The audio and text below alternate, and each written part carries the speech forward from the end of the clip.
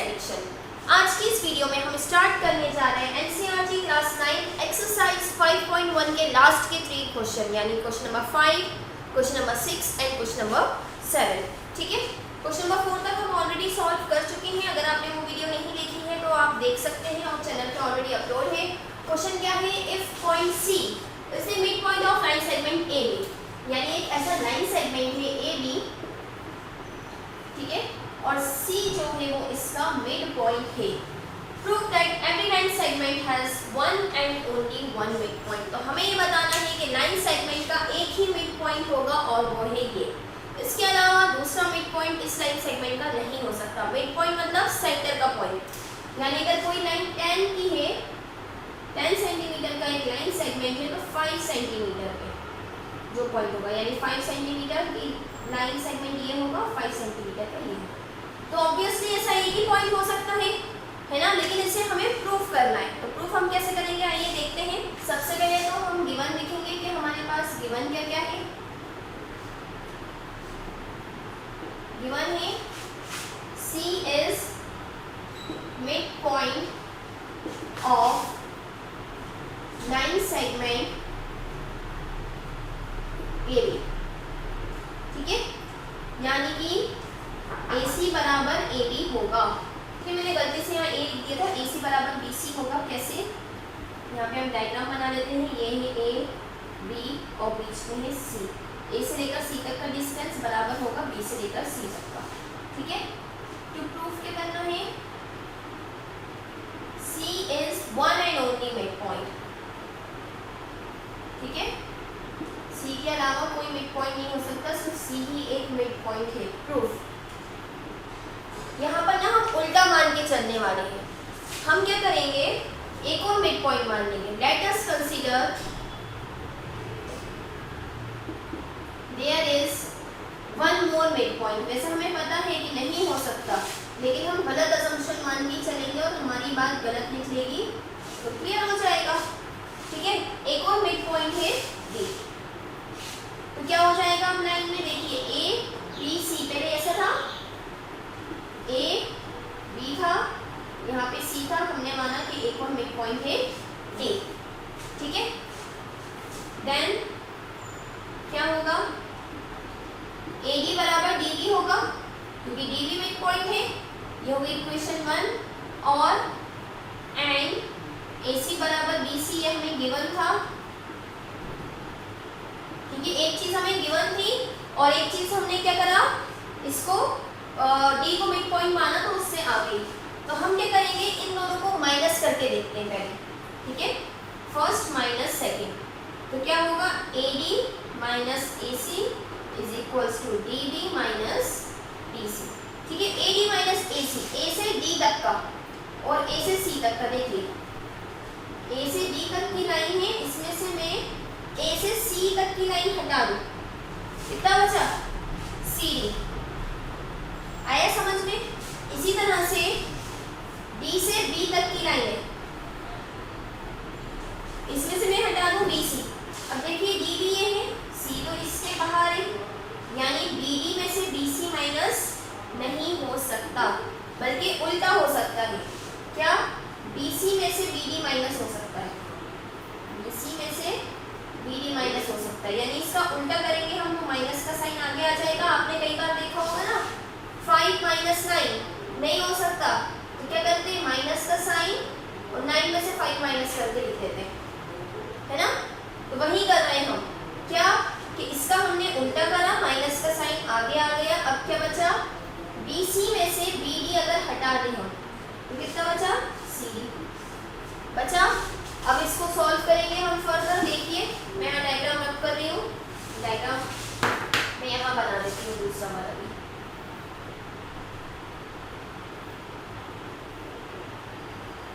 ठीक है। देखिए CD और ये माइनस का CD, ये माइनस का है, इधर आके plus CD plus CD is equal to 0। यहाँ कुछ नहीं बचा, ट्वाइस ऑफ CD कर दे इसको तो 0, तो CD की वैल्यू क्या आ गई, 0/2, तो CD बराबर 0। यानी C से D का डिस्टेंस कितना है, 0 है। C से D का डिस्टेंस कितना है, 0 है, यानी डिस्टेंस ही नहीं है, दोनों एक ही पॉइंट है। It means distance between C and D is 0. Then C and D are same point. एक ही पॉइंट पे है C और D, यानी कि क्या है, D है ही नहीं, D की जगह पे क्या है, वो एक्चुअल में जो हमें दिया था C ही है, यानी कि एक ही मिड पॉइंट हो सकता है। उसको आप नाम भले 1000 दे दें, लेकिन पॉइंट वही होगा, यानी पॉइंट यहीं पे आप इसको C भी कह दें, D कह दें, E कह दें, F कह दें या कुछ भी कहें, मिड पॉइंट एक ही होगा। Hence there can be only one mid point. तो हमारी ये थ्योरम प्रूफ हो गई कंप्लीट। आप हेंस प्रूफ लिख दीजिएगा, थ्योरम कंप्लीट प्रूफ हो गई। So moving on to question number 6। Question number 6 में हमसे क्या कहा है, क्वेश्चन नंबर 5 की तरह ही है ये भी। In the following figure if AC बराबर BD, यानी A से C तक का डिस्टेंस B से D तक बराबर है, देन प्रूव दैट AB बराबर CD, देन ये डिस्टेंस इसके बराबर होगा। ऑब्वियसली ये तो हमें दिख रहा है कि B से बीच में कॉमन है, तो ये बराबर होगा, तभी ये पूरा बराबर हो रहा है, लेकिन हमें इसे प्रूव करना है। ठीक है, तो सबसे पहले हम स्टार्ट करते हैं सॉल्व करना। गिवन क्या क्या है देखिए, गिवन है AC बराबर B। टू प्रूव क्या करना है हमें, टू प्रूव हमें करना है AB बराबर CD। प्रूफ देखते हैं, ठीक है। हम AC से स्टार्ट करेंगे। AC बराबर क्या है, BD गिवन है, ठीक है। अब AC को मैं लिख सकती हूँ AB plus BC, AB plus BC, और BD को क्या लिख सकती हूँ, जैसे B से D तक का जो है बीच में C है, तो BC प्लस CD, ठीक है। अब देखिए दोनों में जो सेम आ रहा है, BC दोनों में सेम आ रहा है, तो सब्ट्रैक्ट कर देते हैं दोनों में से। Subtracting BC from both sides, तो क्या हो जाएगा, AB plus BC minus BC is equal to BC plus CD minus BC। देखिए BC माइनस BC हट गया, क्या बचा AB, और BC माइनस BC ये भी हट गया, CD हो गया proof. AB is equal to CD। यहाँ पे आप चाहें तो यूक्लिड्स की एग्जाम होती है, वो भी आप लिख सकते हैं। क्या है वो, according to Euclid's axiom, if equal subtracted from equal,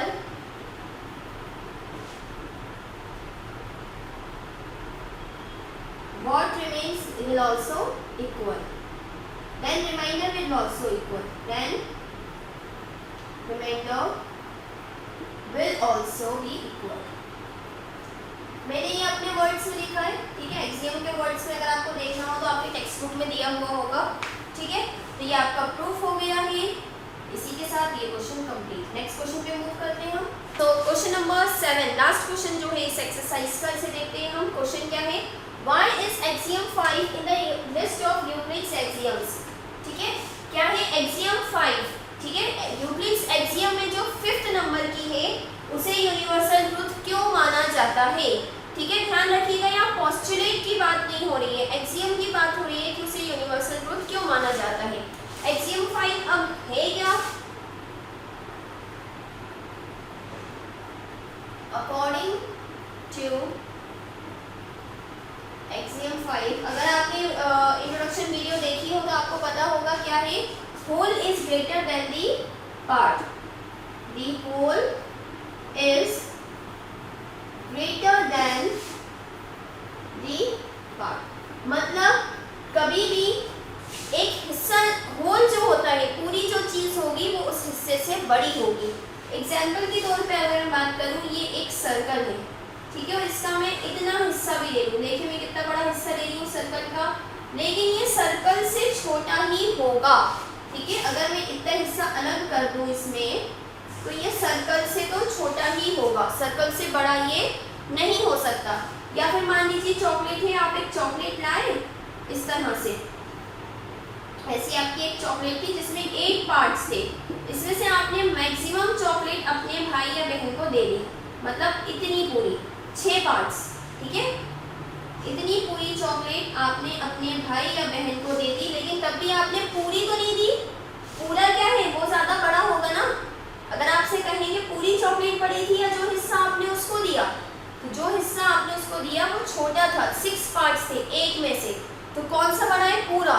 हमेशा जो पूरी चीज़ होती है वो पार्ट से छोटी होती है, हाँ सॉरी, पूरी जो चीज़ होती है, सॉरी पार्ट से बड़ी होती है, ठीक है।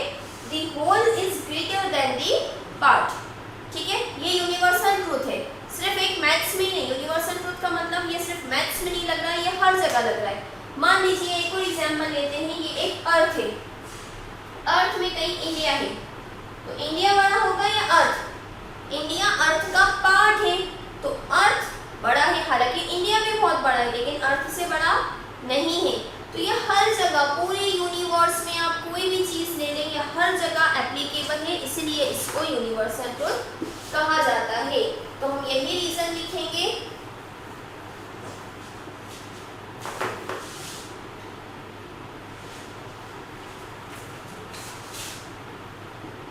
It holds true in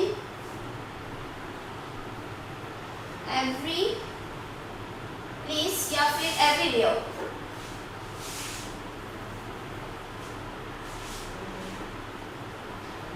Everywhere, not only in mathematics।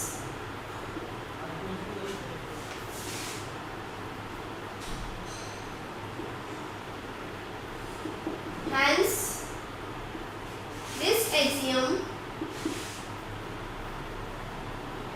is considered as universal truth।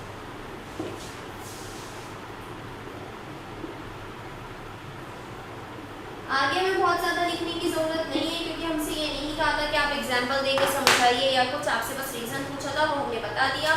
अगर आपसे क्वेश्चन ये आता है कि एग्जाम्पल देकर समझाइए, तो मैंने आपको एक चॉकलेट का एग्जाम्पल दिया है, अर्थ का एग्जाम्पल दिया है, इन दोनों में से आप कोई सा भी एग्जाम्पल लिख सकते हैं अगर पूछे तो, डिपेंडिंग कि क्वेश्चन कितने मार्क्स का आया है। वैसे ज़्यादा मार्क्स में क्वेश्चन आता नहीं है।